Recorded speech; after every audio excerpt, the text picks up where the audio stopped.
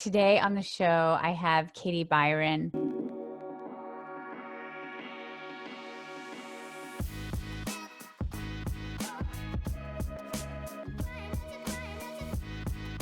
This is exactly where you need to come for credible life advice. You ask the questions, and we're going to answer them.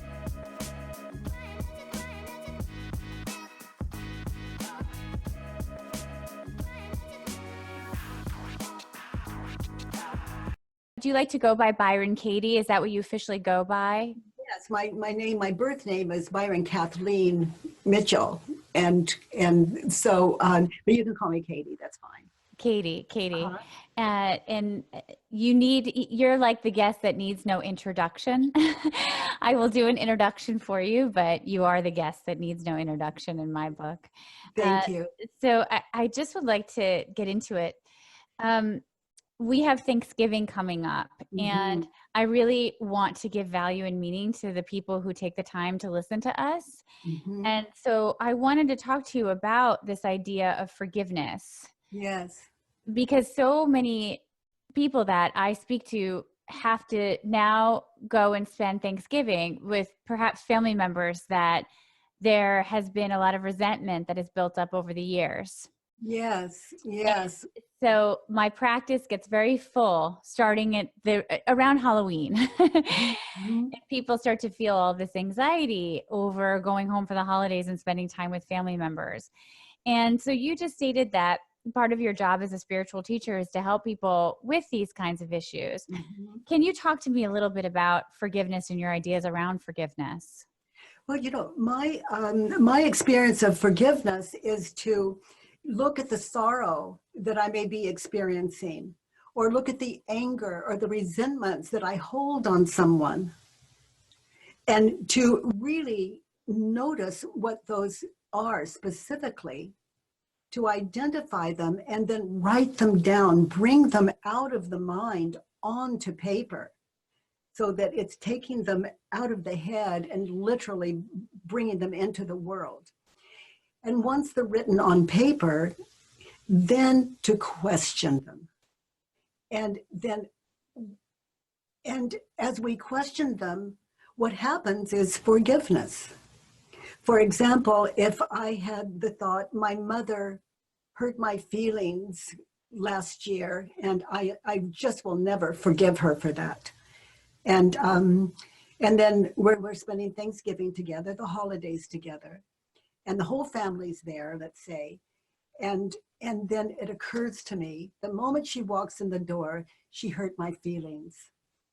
And then what happens for all of us, and all of us don't realize it yet, but that memory, we see it in our mind's eye. Like maybe it was last year at Thanksgiving, I see all of us sitting around the table, and I see my mother makes this horrendous remark, and she hurts my feelings, and it just ruins my Thanksgiving.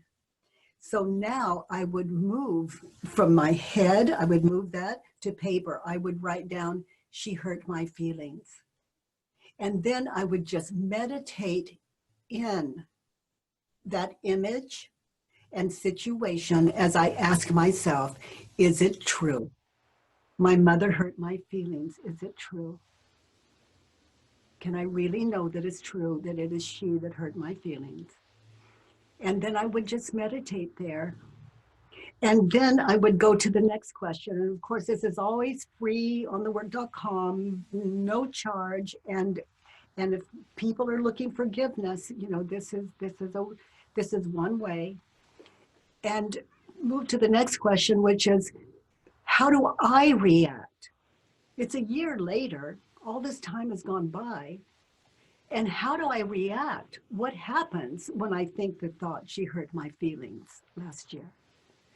And then I see those images again, and I see us at the table, and I see her saying what she says, and how do I react? I get in touch with the emotions I felt sitting around the table the year before.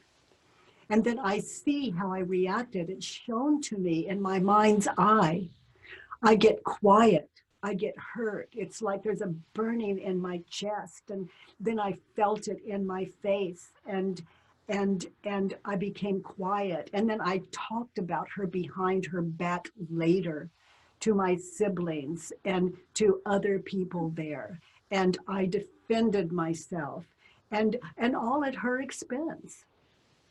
And we just notice how we react, what happens when we believe the thought, and the chaos that we ourselves give occasion to.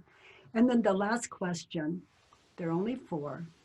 The last question is, who would I be in that situation I'm meditating on that I see in my mind's eye of last year? Who would I be without the thought she hurt my feelings? So now it's as though I'm taking, you know, those Post-its, those sticky Post-its we put on things. I'm taking, in that question, I'm taking all the Post-its off of my mother there to answer, who would I be without the thought she hurt my feelings? And I'm looking at my mother and I can hear her. And now as I listen, I see that she only said what was true. And there can be a big burning in that. She said something about me that actually was true. I can see that now. I couldn't see it then. So you see how forgiveness is already happening? My mother spoke a truth. And I am fighting against that truth, which makes my mother the enemy.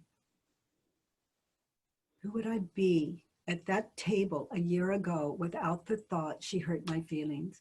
Listening, I'm connected. I see the horror on her face and how hurt she is when I just freeze up. She knows me so well. I feel a kind of compassion now that moves me, that endears me to her. So now not only am I experiencing forgiveness, I'm feeling connected. That's how I know it really is forgiveness. I feel that closeness, and I see my part so clearly. So she hurt my feelings, turned it around. I hurt her feelings. So the work is 4 questions and turnaround. And I hurt her feelings. And then as I meditate in that same situation last year at Thanksgiving, I see how I froze her out.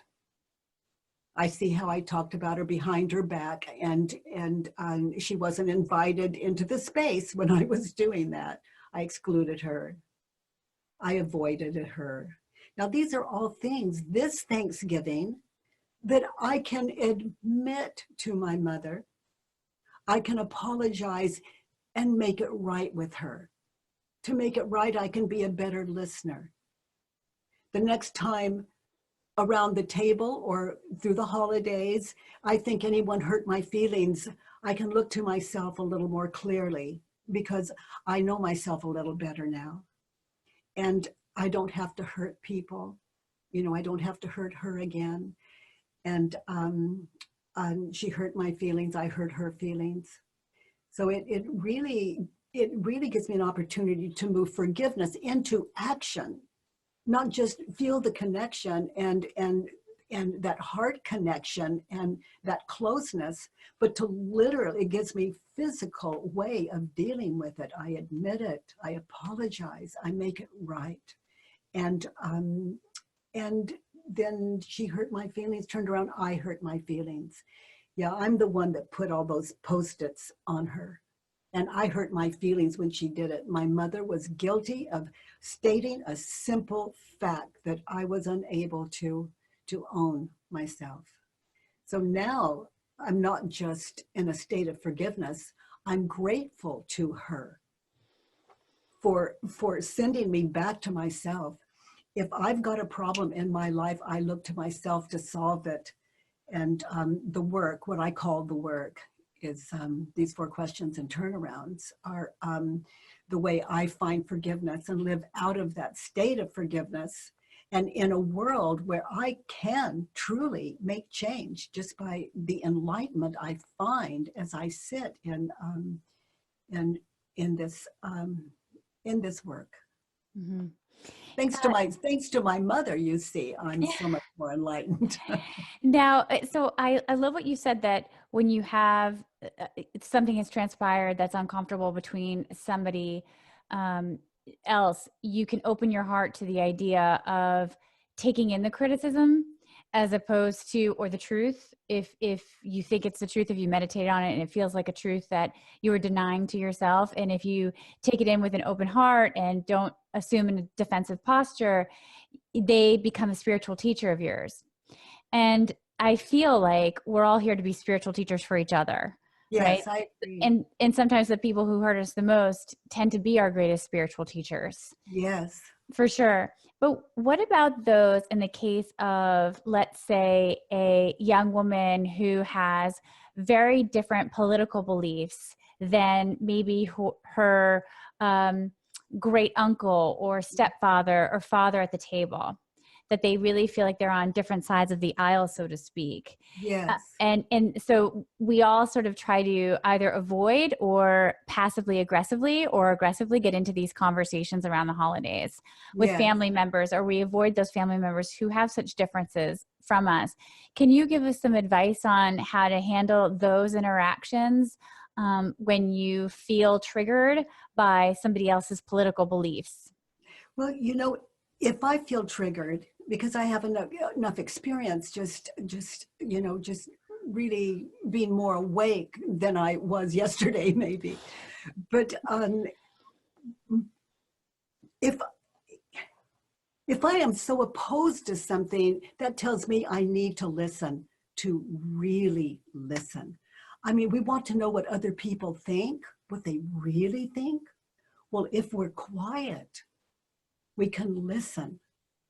And we can listen with an open mind and allow that family member that is not of my political view, let's say, allow them to educate me, to teach me what I don't know. And there's a kind of gratitude that goes with that, and it brings us closer as a family. It doesn't mean we're going to vote the same way. But why do I have to do war over my point of view, over their point of view? Why don't I look to my own? And, you know, war is war, and it's just not necessary. And when you talk about, you know, our spiritual teachers, my spiritual teachers are, in that scenario, it would be the one that is talking about their political issue that maybe I'm opposed to. And as I listen, oh my gosh, you know, I just can't say enough about how that person grows me. They're a push. And a push for me is like this pusher is going to push me and push me and push me as my spiritual teacher, so that I can take what I'm thinking and believing about this relative, put it on paper, question it, and turn it around, and then go back for more. I mean, as families, we all want to be close, but I'm all about learning. You know, how can I vote if I'm ignorant? I want to know it. I want to know it all, and then make a more educated opinion, and we're still all going to come out with our own. And I think as the human race, we always want what's kinder, and I respect that in all of us. Mm-hmm. So one of the ways that I generally help teach people to deal with perhaps the offensive relative, Mm-hmm. right? So if we label it, and I hate to do that, but let's say they say something that feels very offensive or racist. Are you colluding with it if you don't point it out and try to educate them back as to why you might think that that might be a homophobic comment or a sexist comment or a racist comment? And I do believe in some cases, I'm curious how you feel about this, that if you don't speak up in that moment, you are colluding with it. But I do feel like there is space to also realize that you can make the choice to be quiet and listen. Always listen. Always listen. Yeah. But these kinds of conversations that you end up having with people can actually deepen your spiritual beliefs or your political beliefs.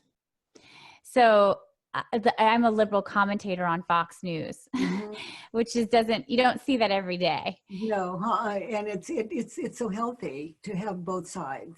It is. And I don't think that we could get into a very long discussion that we don't need to, because we know the truth about how journalism is run these days. And, that's why I like to watch the BBC, generally speaking. It resonates more deeply with me to hear just the plain news. But it is important. And people ask me a lot why I've done it. And I really like to listen to the other side. Yes. That's when it educates me to where other people are coming from and gives me perspective that I haven't thought of before, or information that I don't know, or it deepens my political beliefs. But I am wondering if you are in a situation where you are uncomfortable, and you do find what someone's doing is offensive or saying is offensive, do you practice silence in that space generally? What's an example now of something offensive? Let's say you have on the table from one of those relatives. Let's just say, without getting too politically charged here, let's say somebody said something that was homophobic or racist at the table. So, or sexist, or sort of agreed with a very sexist opinion about something. If I felt I had to say something, I might honestly say I find it fascinating that you see it that way. So you would approach it with curiosity. Oh, absolutely. Interesting. Yeah, because that's very special. We're all so curious. It's a very special response. Mind is open. And so now we have a discussion going, and as opposed to an argument or a difference of opinion. But I don't see me going to Thanksgiving table as a teacher or trying to teach anyone anything.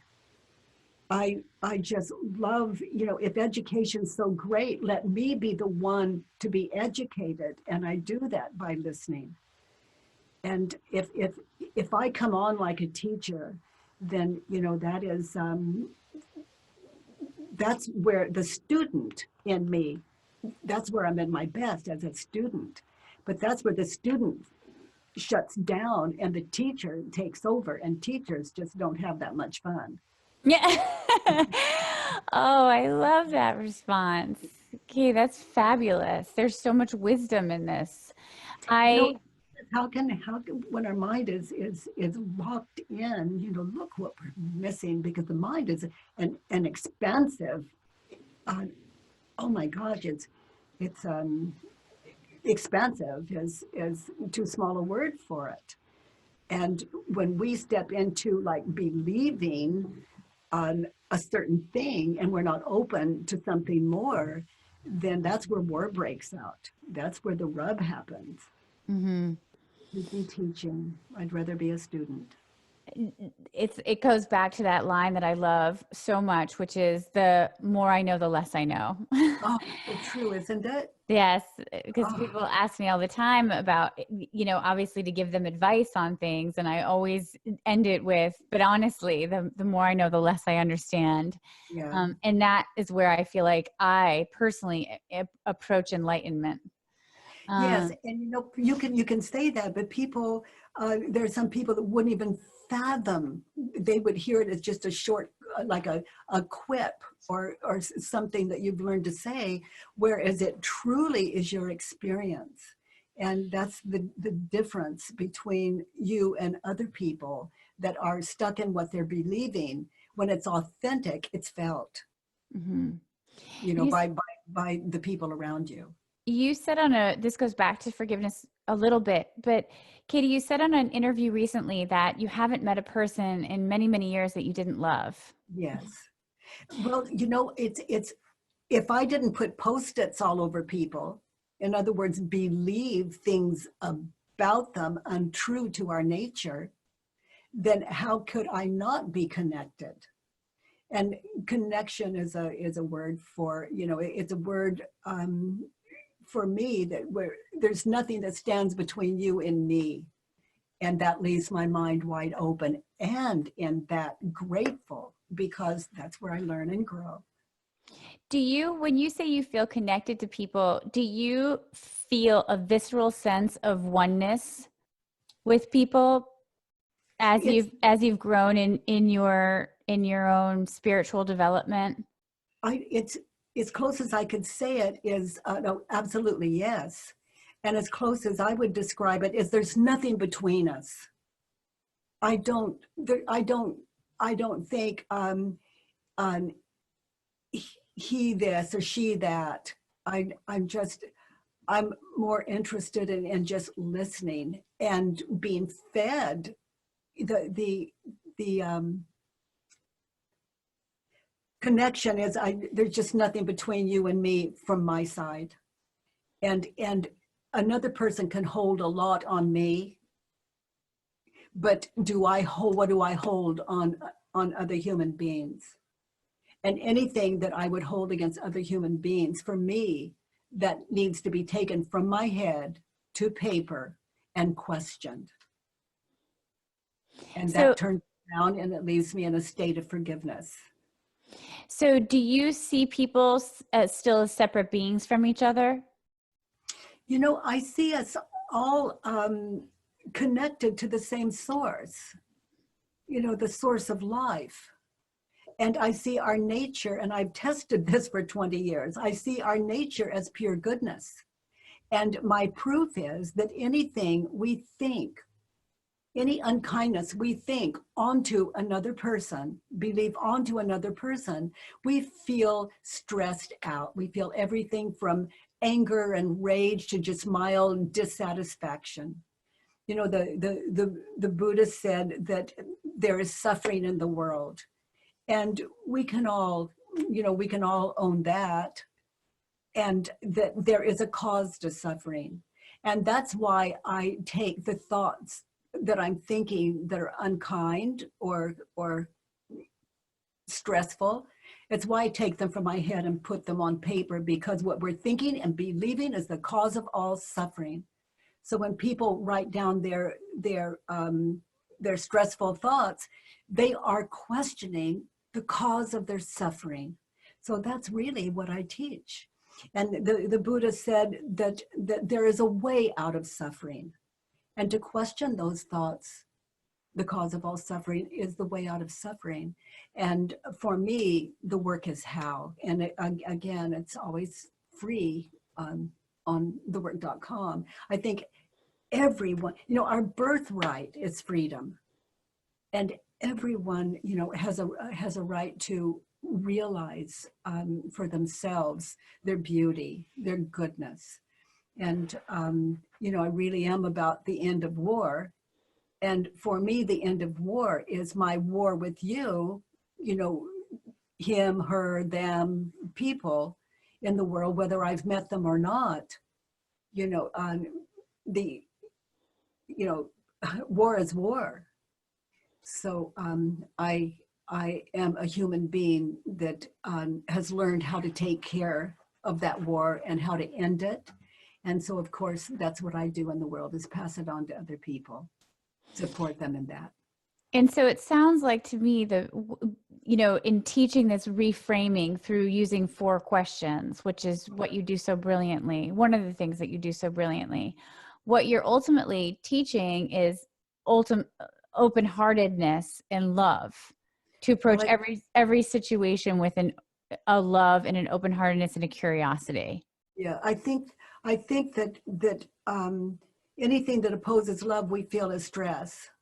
Mm-hmm. Anything that feels like stress, we're believing against our nature, and we can identify it and question it, and it leaves us. Oh, I can't say this strongly enough. It leaves us as wiser human beings, because we're questioning anything that would cost us the awareness of that wisdom. It's like it's being overridden by you are that, and he is this, and she is that, and I don't want, and da da da. All of that. When we question it, it gets really quiet, and what's left is wisdom, and a whole new way of seeing the world, a kinder world. And there's nothing airy-fairy about it. It is, it's a homecoming, and we're left with nothing to fear. And oh boy, what a trip. Do you believe that this work happens on an individual level before you necessarily create larger shifts in the world? For example, I'm thinking of, let's say you happen to live in a racist community, and you feel like you face elements of racism or sexism on a daily basis. How do you approach how do you use the work to help you with those sorts of larger societal issues? Oh, it's just so simple. I identify what I'm thinking and believing about those racist people and those offensive people. And I question it, and I turn around and I see those aspects in me. And I am left with this connection and this understanding.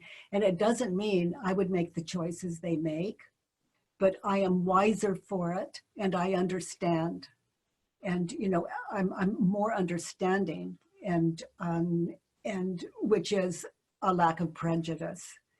If we really understood, it would be the end of prejudice, and that really is frightening to some people. We think that prejudice really keeps us safe, but really all it does is keep us out of touch with our lives. I love it, because what you're saying also starts to butt up against this idea of having compassion for self and others. Which is not always an easy thing to feel. When you feel slighted, it's not easy to draw up compassion. Well, compassion for me is just simple understanding. And remembering when I used to say the same thing, and I used to think the same way, and I used to feel that way, and remembering how that was. Compassion is just a natural occurrence when I'm with other people suffering, and hate is suffering, and disconnectedness is suffering.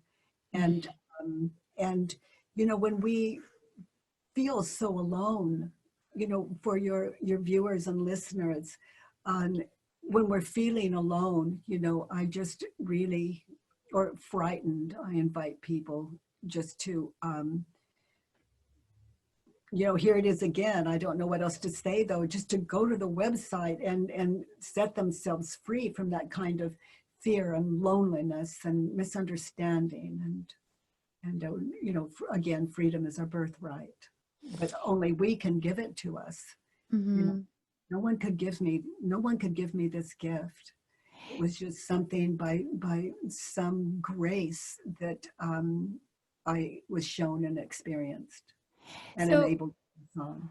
Yeah, so Katie, just for people to have an understanding of where you're coming from, it seems as if you had this very formative experience in your 40s, and you had a very quick, what some would describe, awakening, a huge shift in feeling and thought about the world. Yes, it was a shift in consciousness. It was just like, I was one personality, and then it was a state of really lack of identification, and in that space, we could say, between thought, I just saw how I created my own world, and I saw the cause of all suffering. And I saw that when I believed my thoughts, I suffered, and when I questioned them, I didn't suffer. And I've come to see that this is true for every human being. And so it happened very quickly. Can you tell us a little bit about how that changed your professional life, or I mean, we know how it obviously must have changed your life on a personal level, and just how you viewed the world day in and day out. I had a very quick spiritual awakening, and I felt completely out of it for almost a year. I Oh, know, boy. I know Eckert, totally describes the exact same feeling of like sitting on a park bench, like, oh my gosh. Yes. And when you do feel so connected to others, and at my best, I feel that 24/7, and it can last a really long period of time. I'm, still have lots of what I consider very real factors sort of pulling against that. I have small children. I work really hard. I get tired. I get hungry. I, have all of these other external worries that I think is as I hope as I age and go through certain life stages, my life will become hopefully a little bit less complicated, and I'll have more time to sort of live in that light. I think, it's hard. It's really hard when you're in the fire to live in that light, as Yeah. I would say. Yeah. For me, the worst that can happen is a thought I'm believing and haven't questioned yet, because it distorts the world as I'm experiencing it. And so to just be able to catch that thought and that kind of thinking, and put it on paper, and just question it, and it seems to not recur. If you get it out of you and put it onto paper. Yes, and question it. So tell us a little bit about your professional life. When you had this, what were you doing before you started teaching the work? Oh, I was very suicidal for more than a decade, and agoraphobic. Just it was not fun. I was trying to raise 3 children and support them and pay the mortgage, and et cetera, et cetera. And it was terrifying. And I saw in a moment, I just saw, I woke up to, other than what I was thinking and believing, there were more blessings than I could possibly name. It was, I was, oh my goodness, all the fear, all the suffering was just completely me being in the past or in the future. I like to say, if you want a little fear and terror, get a future. If you want a little shame and guilt, get a past. But when we're noticing how I react when I believe the thought something terrible is going to happen, I see images. It's how the mind reacts. I see images of a past, and it may be something I saw on television or read in a story, et cetera, or and then I might see something of the future where I'm going to lose the house and my children aren't going to be able to go to school or clothes, et cetera. And as I sit in that movie of past future, believing the thought, something terrible is going to happen, for example, I'm in a movie. That's why people like to be here now and out of the past and future. But what I am offering is, it's okay to see the movie, just understand it's imagination. It is the ego just trapping you into this false world. Mm-hmm. And who would you be without it? Just present, which is the experience I had on the floor when I could see how all suffering happens and how it's dissolved. And so if I can do it, anyone can do it. And did you change what you were doing, like literally for a job? I mean, what had you studied previously before this? Were you in any sort of the helping professions? No, not at all. And I was really good at making money. I just was, from my bedroom on a phone. It was just, and all the time just desperate and fearful and not fun. The depression and the, oh my goodness.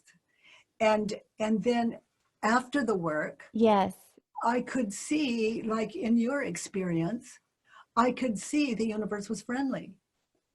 And, that's a question for everyone to answer. Is the universe friendly or not? That's the most important question to answer. I think a And lot of so, people right now would say the universe is pretty unfriendly.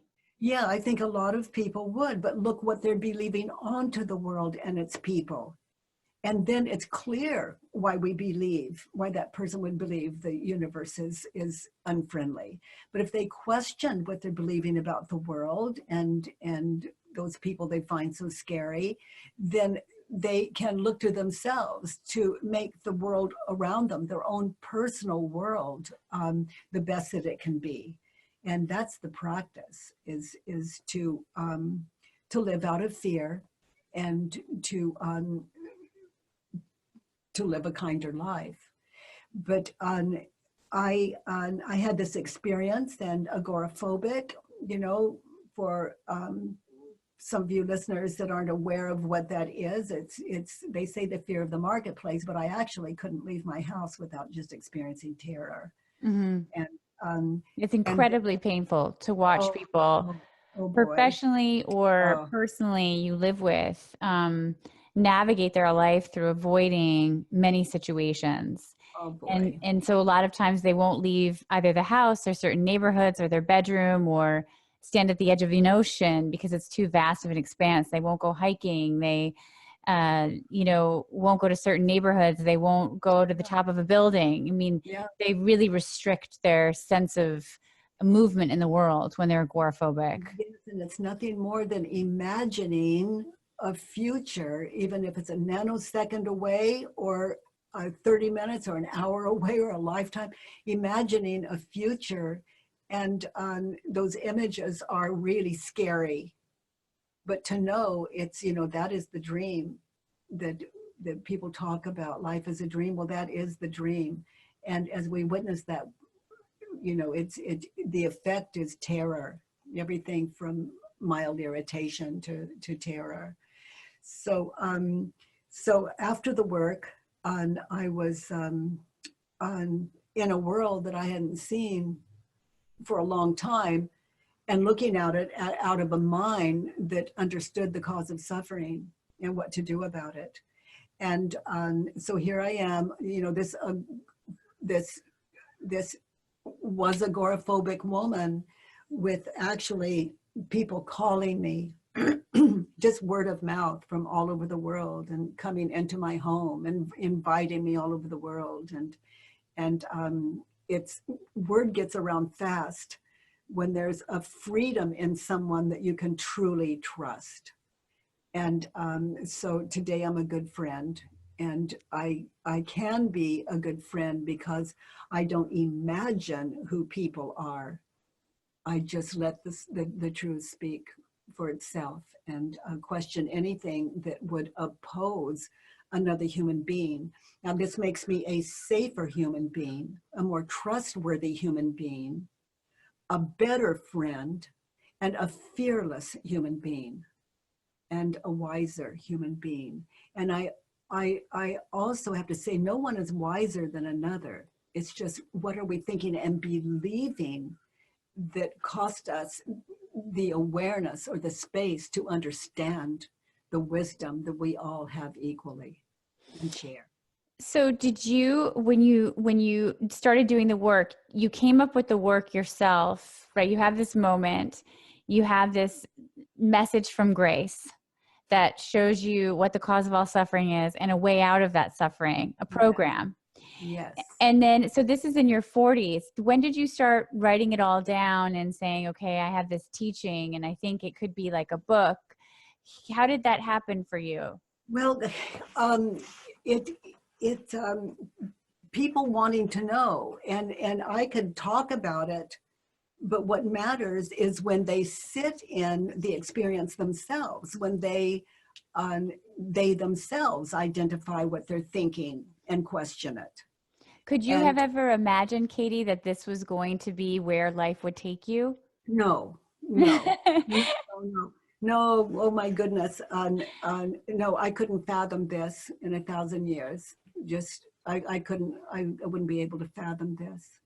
Freedom, for other people, and I was just kind of born on in a world of suffering with no way out. But no, I could not imagine this.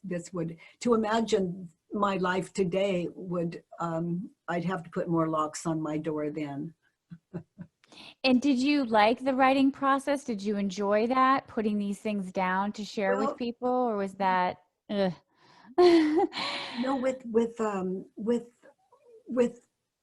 my work is done it was done in a little book, and it's all there. I call it the little book, and it's there, and it's in, I think, 30, maybe 37 languages on thework.com. And it's just that little book. And then when I met Stephen Mitchell, he was the most amazing human being to my mind I'd ever met. And just so brilliant and kind and good. And of course, that's my husband today. And he is a writer, and he translates the great works, the great minds from languages other than English, and then translates those beautiful works into English so that English readers can get close to those kinds of consciousness, that kind of consciousness. And so I guess you could say he started translating me, and we were loving what is. And he takes what I say, writes it down. We just look at that together and come up with these books as authentic as they can possibly be. So it's really, it comes out of a love story in a way. Yeah, it does, doesn't it? Yeah, because it certainly wouldn't exist without him, that little book. That's the one.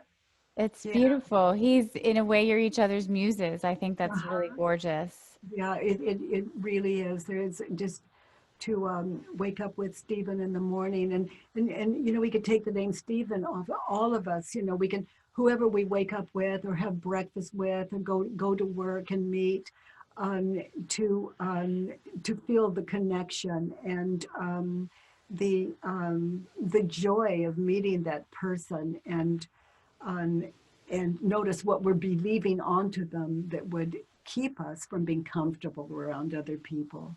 It keeps us from our work and our talents, and you know, that's what fear does. How much do you journal now every day, Katie? Do you still, because you can catch these thoughts probably. You're so mindful of the work that I imagine when things happen, you're sort of able to nip it in the bud quicker than you probably could have before. But do you have pieces of paper around you all the time, and do you journal quite often? The answer is yes to most of those, but it's not through my hands anymore. I work with so many people in the world that their worksheet is always my worksheet. And I'm always answering the questions and in the situation as they describe it. And so I really am always doing my work. And do you, you know, one question that I was talking to a woman named Jess Lively recently, and I think you've been on Jess's podcast, the Jess Lively Show, although I could be wrong about that, but you came up in a conversation, and she, I think it's okay for me to say this, that she discussed you as a living master. And I thought that was so beautiful. And do you see yourself as, I get uncomfortable when people talk to me about this idea of enlightenment, that one person could be more enlightened than the other. It always makes me sort of like, you know, bristle a little bit, because again, like you said earlier, we all are enlightened beings. Well, no one holds more wisdom than another. It's just, what are we believing that obscures that awareness from us? And so, could you say that one more time, Katie? It's like we're all enlightened. No one more enlightened than another, but we are believing. What are we believing on top of that keeps us from the awareness of that enlightenment? No one holds more wisdom than another, but what we're believing is the topic of the moment, and that causes either connection or irritation, panic. Basically, I use the term separation for all of it. We're either connected or we're not. So would you consider yourself more enlightened than others because you have this greater sense of awareness? Absolutely not. Absolutely not. People are just believing over the enlightenment. No one holds more than another. And people have a right to believe onto me what they believe onto me. So if people see me as enlightened or you enlightened, there's, it tells me about them and how they see me. And so I stay connected because they're the ones thinking and believing onto me. So that is theirs, not mine. And we all have a right to our opinion, which takes us back to the Thanksgiving table. It all, what am I thinking and believing about people, and what they're thinking and believing about me? Everyone has a right to that. That's the path.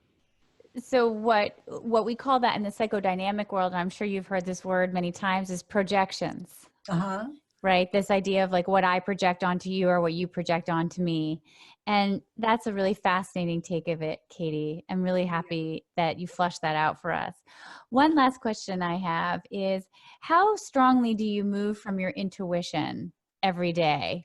Because if you really try to live in the now, and you try not to go too forward into the future, and we know how sticky the past is. Yeah, so do you really move from a sense of intuition? Do you sort of know what's coming up next for you? Can you feel it? Do you move from that place, or do you move from the mind? not ever. I never know. I don't need to know. I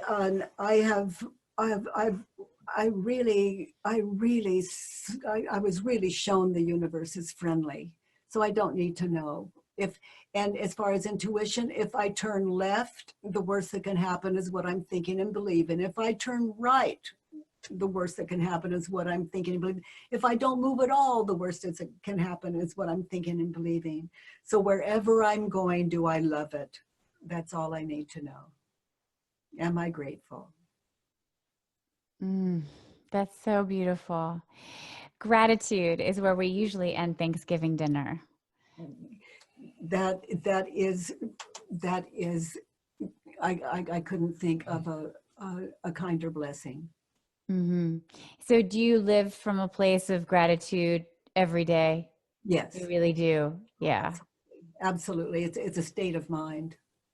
It's, I have a lot to be grateful for, and there's a way out of suffering. So that's why I offer it free. It's not that I don't have paid events to keep my company going so that we can continue to do what we do. Yes. But no one has to pay for it. Well, I love what you also said there about gratitude as a state of mind. I wish we constantly taught it more and more to children. How do you teach gratitude? It's an experience. How do we teach gratitude? I think by being grateful ourselves. Yes. And I think the list, I think what you're onto there is actually the writing of it down. There's something, we've done so many studies on the brain now that we talk about how people who journal, especially like even traumatic experiences, once they get it out onto paper, are like 80% less likely. I think the last study I read, 60 to 80% less likely to come down with, some sort of sickness in the next 3 months. Oh, that's beautiful. Yeah. And I'll send you the study that I looked at about sort of the power of journaling and the power of writing things down. But I wonder too, if some people are inherently born with a personality that just comes from a more grateful place. I'm raising 3 children, and my youngest child, anything I give him, he generally is so grateful for. Yeah. It's just how he came into this world. He's super grateful. My other 2 are a little bit not as much. That's not their go-to. They have other wonderful qualities, but it's not that. And I notice as I get older, what a gift friends are who come from a very consistent place of gratitude, Because the minute that maybe I start to complain or they hear some sort of complaining, they instantly go back to gratitude, and you just feel this presence come into the room, and an ease and a sense of peace. And so I think that there's something to this idea of being 10% or 20% or 50% happier if we write a gratitude list every day. Oh, I think that's a beautiful thing. It brings people on, it supports people to become aware of what there is to be grateful, just to take time out to do that. That's really lovely. Mm-hmm.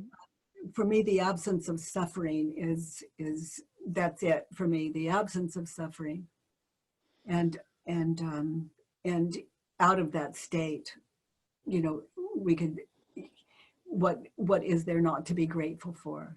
Mm-hmm. When you feel that you have figured out for yourself how to stop suffering over a certain situation. Yeah, and or any situation in life will show us what's next. Mm-hmm. You know, it's not done until it's done. Mm-hmm. So I stay very open to suffering, because what I'm believing about the world is the cause of suffering.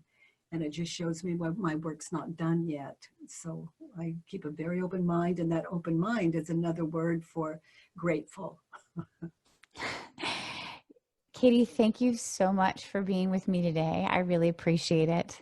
Well, I'm so grateful you contacted me. You are so lovely. And what a state of grace you've received. And to do so much with it is, it's generous beyond measure. And thank you. Thank you. Thank you. I didn't want to be called to do this. I knew that it would be like a life of service, but I'm trying to figure out how to, keep, that I've reached the age now where I can teach. Yeah. Right. I was a student, and I will always be a student. I will always feel like I always give people life advice, and then I say, think twice about taking it, because, I don't really know. I don't really know. It's just my experience and my collective experiences and the collective experiences of the thousands of people I've sat with over the years. Well, thank you for sharing it so generously, and with 3 children, with such a big job. Thank you, Nell. Yeah, well, thank you, Katie. You've added to the collective body of work that we needed out there at the time that you have put it out. And I'm incredibly grateful to have a woman in particular come forward, because we don't have as many examples of women. And that's one of the things that Jess Lively and I were talking about, where sort of the master teachers are generally thought of as male.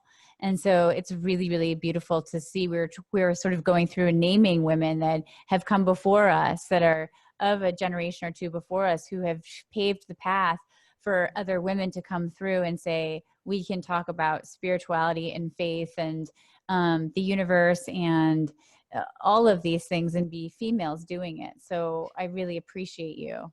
Yeah, thank you. Thank you, Nell. It's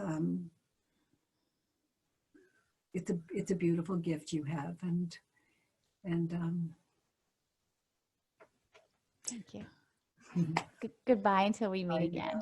I will see you. I will see you. Thanks so much for listening to today's episode of Unscripted with Nell Daly. If you could right now, we need you to head on over and review us on iTunes. As always, we will personally reach out and thank each and every one of you who do so, but we'd love your reviews, so tell us what you think. And you can always send us emails with either guests you want on the show or comments or questions. We're happy to get those, and you can find those on the website, our contact information at nelldaly.com. To see all of my comings and goings, get updates on who our next guests are going to be, and if you just need a little bit of extra life advice or inspiration, come join me over on Instagram at Nell Daly. I use Instagram every single day. Or like us over on Facebook, and you'll automatically be following us, and that's at Nell Given Daily. That's also where you can watch us live. Before I end, I want to thank our audio editor, Walter Eggers, our video editor and co-producer, Paige McGovern, and our video production manager, Rick Endiver, co-producer, Corey Pakowski, and the rest of the Point Zero Media team. I couldn't do any of this without you. I couldn't. Of course, Teachable HQ, you guys rock. They're an amazing educational technology company. Check them out. I use them. Everybody big in the business uses them. They're just awesome.